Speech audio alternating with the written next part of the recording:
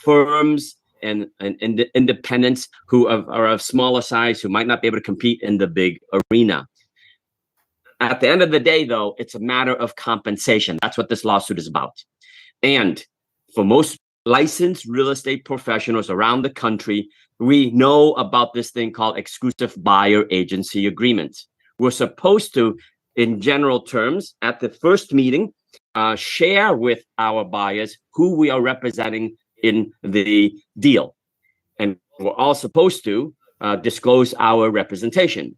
By default, real estate agents representing the seller's best interest, unless buyers sign, at least in Massachusetts, an exclusive buyer agency agreement and or a mandatory disclosure saying in that one transaction, who is the agent representing, right? So from my perspective, Lisa, I think this is good for the industry.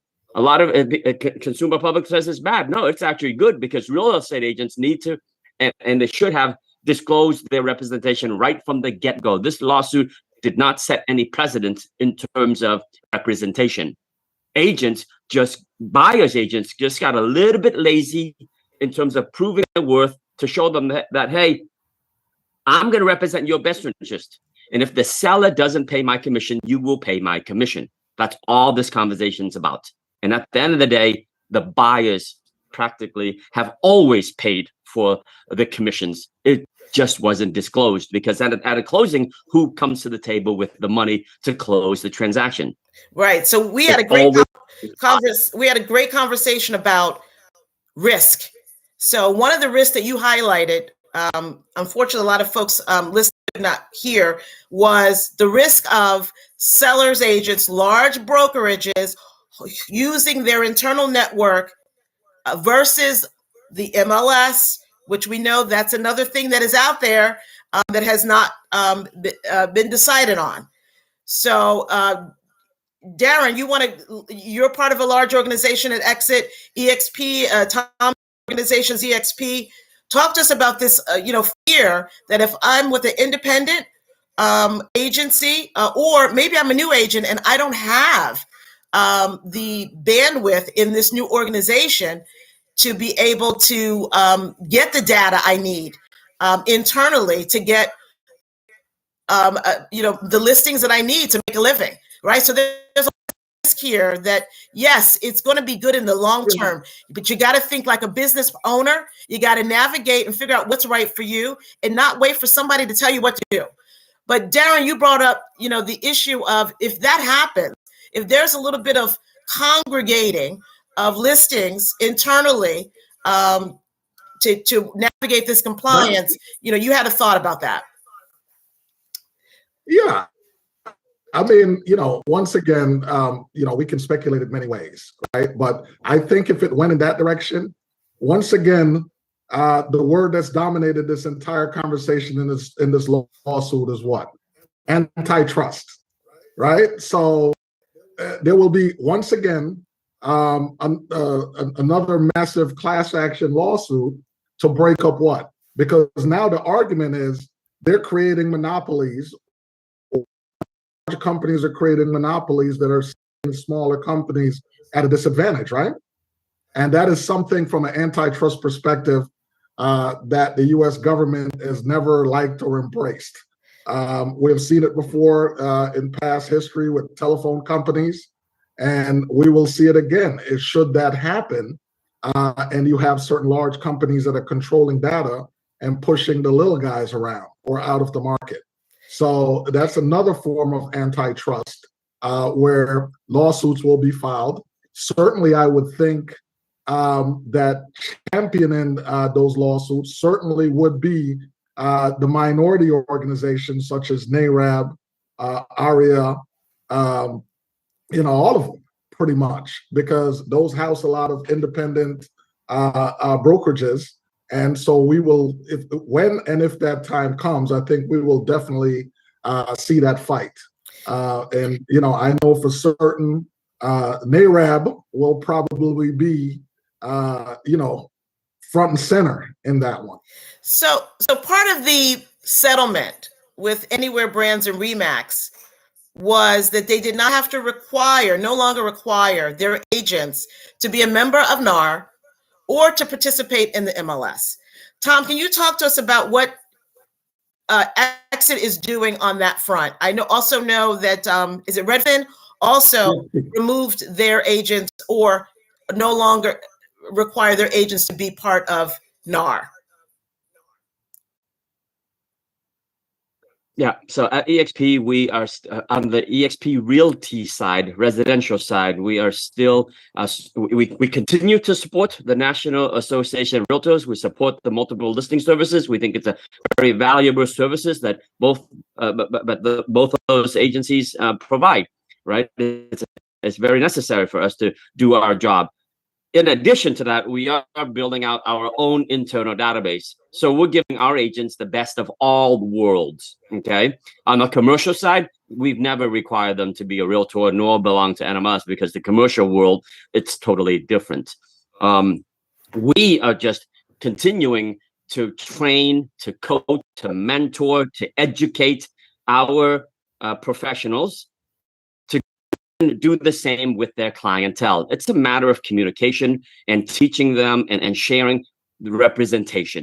That's where it boils down to clear, transparent communication on representation and who's paying who. One of the messages I want to say to the agents that are listening today, what is very clear is that this is an awakening moment. And if you had leaned on your brokerage or the National Association of Realtors, or even your local Realtors Association, that the time's up. And if every one of these brokerages are deciding to create their own network, we actually thought about something with the old system, which was a matchmaking and referral system.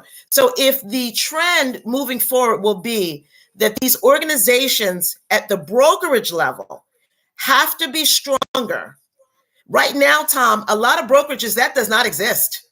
So for you and Darren, who are very forward thinking, your brokerages are going to win because agents will seek the leadership that they need that will sort of not take the place of NAR, but be more important than I think a local real association and a multiple listing. So it's another wake-up call for brokers who tend to send their folks over to the local Realtors Association or board for training and development.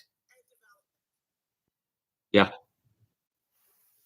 I mean, a lot, we've had ongoing conversations with smaller independents and smaller teams and stuff already for years on end now. But since this lawsuit came down and the verdict came down, our phones are lighting up a lot more than before. In addition to everything that we were doing already, this also adds fuel to the fire. And they're looking to grow. They're looking to thrive, and they need the tools. They might not have the economies of scale to compete in large arena. And here our platform makes it so easy for them to partner with us without giving up their branding, without giving up their identity, and continue to build their brokers within our platform. So, you mentioned identity. We preach a lot in this organic lead generation world that I live in about playing to your strengths.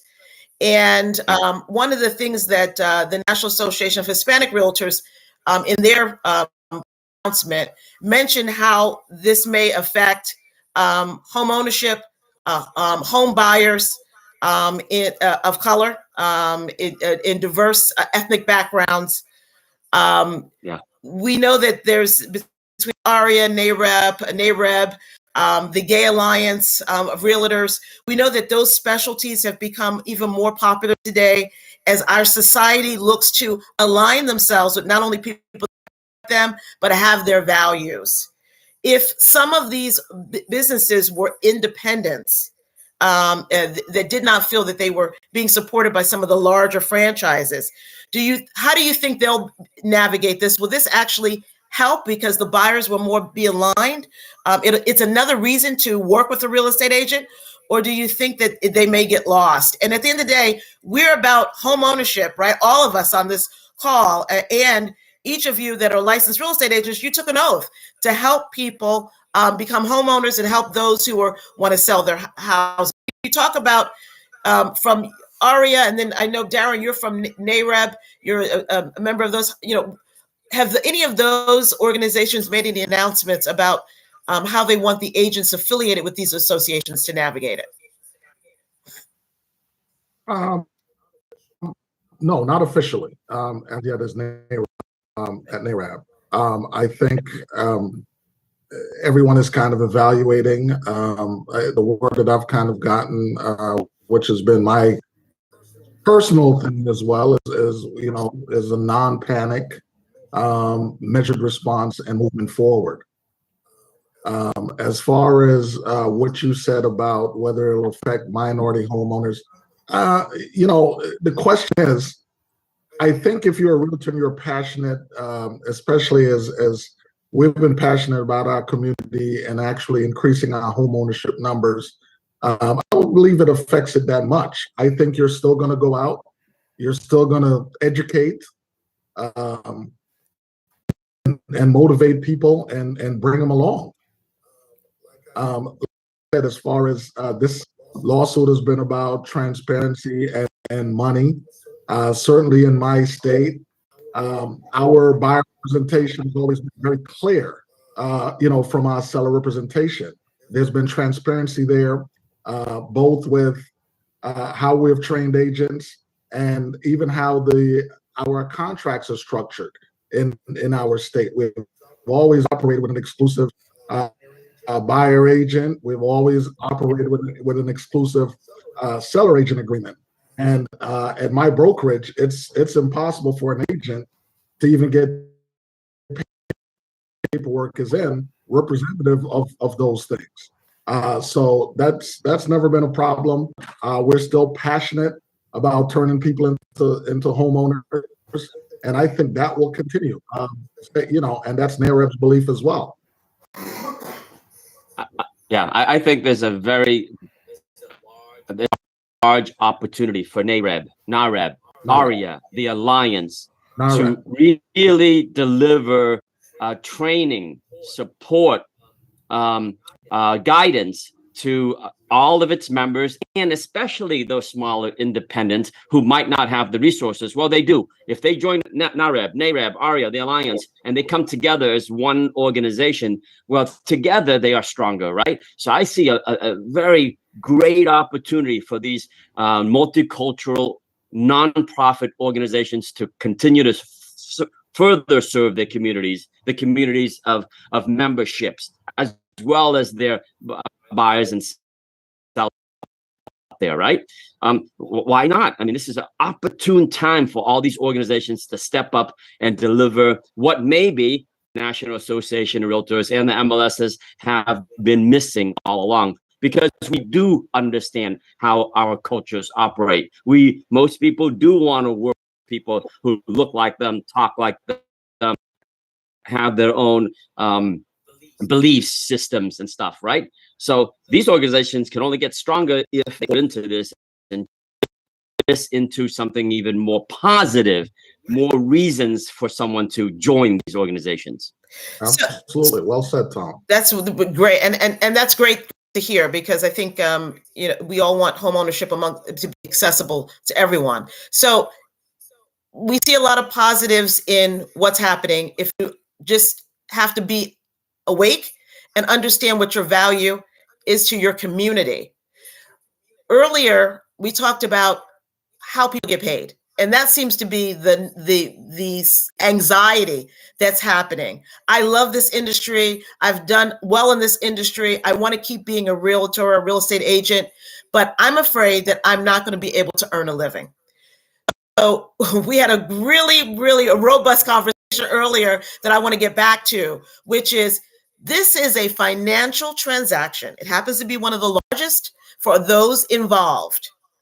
But Tom, you mentioned a house is for sale, but it is not sold until there's a buyer that comes with money. And as a buyer's agent, you're bringing that last piece. The lender doesn't get his cut. The title guy doesn't get his cut. The homeowner and the agent and the brokers, no one gets paid until someone says, I have a legitimate, qualified financial obligation to purchase this house? I think that buyer agency will continue to thrive, especially for the professional who learns how to disclose representation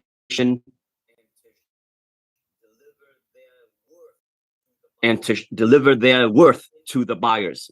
Are we still here? Yes. Okay. Okay. I'm sorry. I saw the screen change.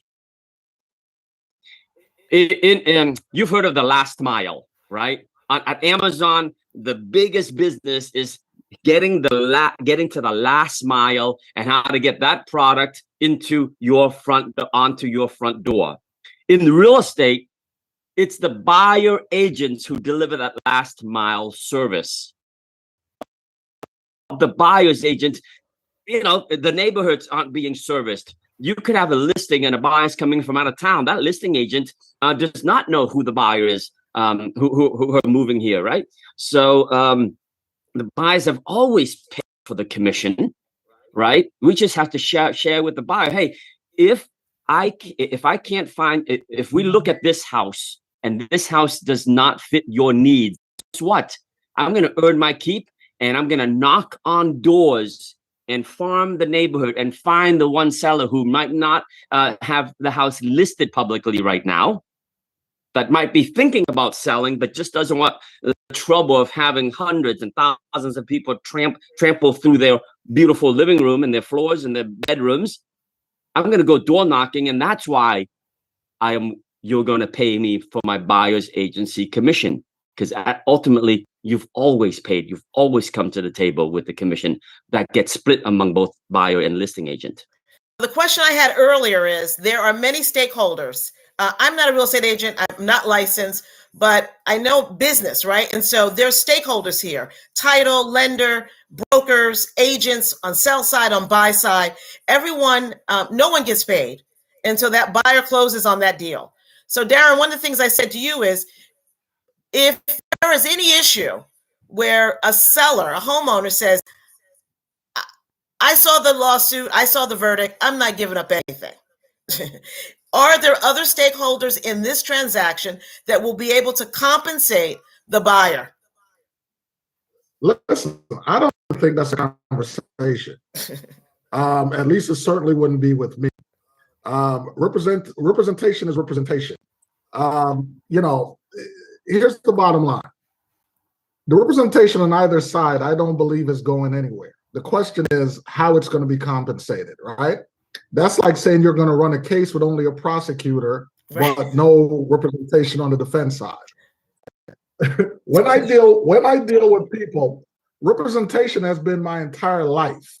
Okay, from when I got out of college as a private banker, to my time in the music industry, to as a real estate agent. When I connect with a potential client, I know what value that I bring, right? And I know sometimes in our business, the egos kind of get a little whatever. Listing agents feel like they're the greatest thing since sliced bread. You are when there's not a lot of inventory, but guess what? You don't get a closing unless I solve these problems on the buyer side, right? And when you start calling me, I know my value already, but I know it even more when we get to that closing date and you're sweating me trying to figure out if we're going to close, and you have no idea the amount of issues and problems that me and this loan officer has had to solve in order to get us there. So no buyer that I would ever interview would say, well, I heard about the lawsuit and I'm not paying you. That's the end of conversation. Have a good day, because most of the people I've closed in my career would not have a house. And they will probably tell you the same thing. If Darren came through for me in this way, right? So, buying a house, I tell people, it's not like you're not going to the store and picking up a gallon of milk. It's one of the largest, most important things that you're going to do. Even if you identify a home that you like, even if your finances are together, it's still one of the most difficult process to navigate. And you need an expert on your side. So in that, there is value. each one of us that runs team or knows brokerages, if we're doing our job, then the agents that are out there are worth every penny they're getting, because guess what? We have trained them up to a certain standard. And a lot of times we've trained them in our own image in terms of how we've been taught, the mass amounts of education that we take on along the way. So most real estate agents, I know the water has kind of been muddy the last couple of years because people have heard, oh, you make, they're seeing stuff on social media and everybody went to get a license. And yeah, some people skated through with deals. But I would say for the vast majority of agents that I've come across at EXP, whether they're Exit, whether they were staunch professionals that were educated, knew what they were doing, and are worth every penny that they make. So, and that's what you have to get out there. That's what you have to. Absolutely. If you're bent over, worried about what has happened, disruption, where it's going, then you never were cut out to be a business owner. Not at all. Not at all. Every industry has disruption. Every single one. And guess what? There will be more disruptions. Yes, there will. Okay, this pass. This too shall pass, and it will be something else. This is just the nature of being a business person in America and in the world today. We make adjustments, we pivot, we adapt, and we drive on. Look, this has been great conversation. I want to continue to do these. Obviously, we'll work out the YouTube issues. I thank everyone for being on with us. Christina Ditto has been keeping us updated on the audio. This is a recording. We'll put this up everywhere. But I think what I'd like to do is not only have Tom Trong back from EXP. He's a real estate coach, broker. Darren Hall owns a brokerage in Atlanta. Not only have these guys back, but I think I'd love to have some lenders on. So if you are a lender, hit me up. And I'd love to have your take on this. Also, any legal professionals. Let's get some of the legal folks. Things that is most anxiety driven is. So you guys gave us a great recap of what we know today. The unknown, right, causes all kinds of panic. And so we want to get at what's coming up down the road. And is it really something we should be nervous about? What will things look like? What will the real estate industry look like in 2030? And so sounds good. Right? Well, Lisa, thank you for holding this quick conversation. Darren Hall, I'm gonna reach out to you just to say hi offline, man. I'd love to learn more about you. Yes, sir. I would love it.